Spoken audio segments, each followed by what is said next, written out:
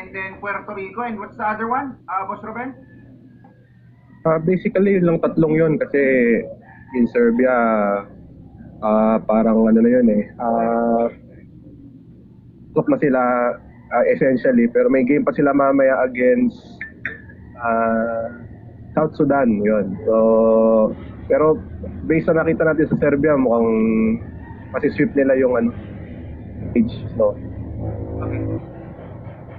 Ganyan ba yung Wala naman, nagagalang tayo. May game pa mamaya, yun nga, South Sudan against China.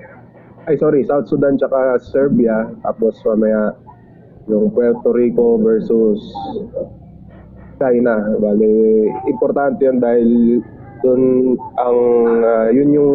natin malalaman kung sinong next na makakalaban natin sa classification phase. Oh. Paano yung dynamics ng bench scenario? Pagbigay ka na ng live na scenario, hindi lang yung sinusulat.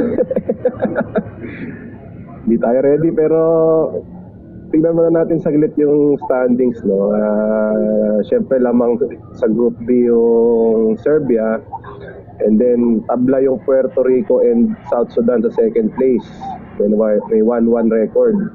0-2 Tapos last place ang China with 0-2. So sa unang tingin, bali, I think ano na yung Puerto Rico mamaya against China.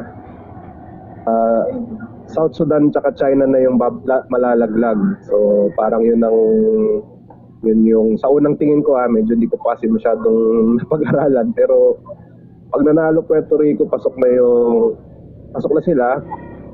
Yung South Sudan laglag na sa classification phase, and then yung China kasi based sa mga nilalaro nila ngayon, I don't think they can win against Puerto Rico. So same as Serbia and South Sudan yung game na yon, although South Sudan making some surprises, pero Serbia ibang level kasi. So siguro 60-40 it's going to be South Sudan and China sa next round as a classification phase against Gilas. So parang yun ang tinitingnan natin.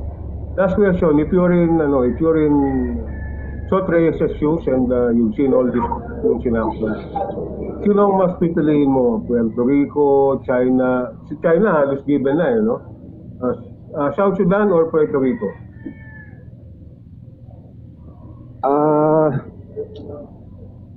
Itong Puerto Rico based on rankings magaling, pero itong kasing South Sudan, kwento kasi, maganda yung kwento ng South Sudan parang kung hindi nyo pa nababasa yung si Luol Deng, yung dating player ng Chicago Bulls, and storya kasi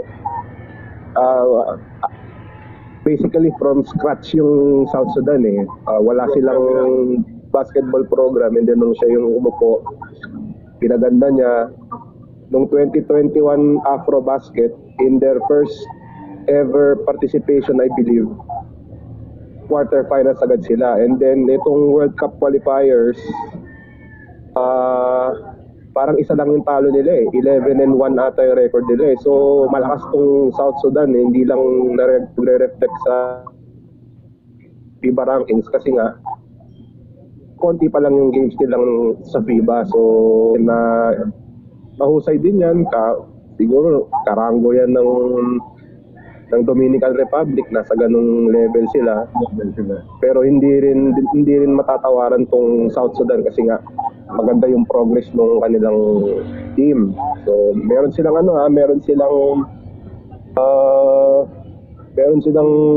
sa Chicago Bulls this coming season. Si Jones ba yun? Basta yun. Jones. At siya yung MVP ng G League ng nakarang season. So ganun kalakas yung South Sudan. Puerto Rico makalaban natin kaysa sa South Sudan. But based kasi sa rankings ngayon,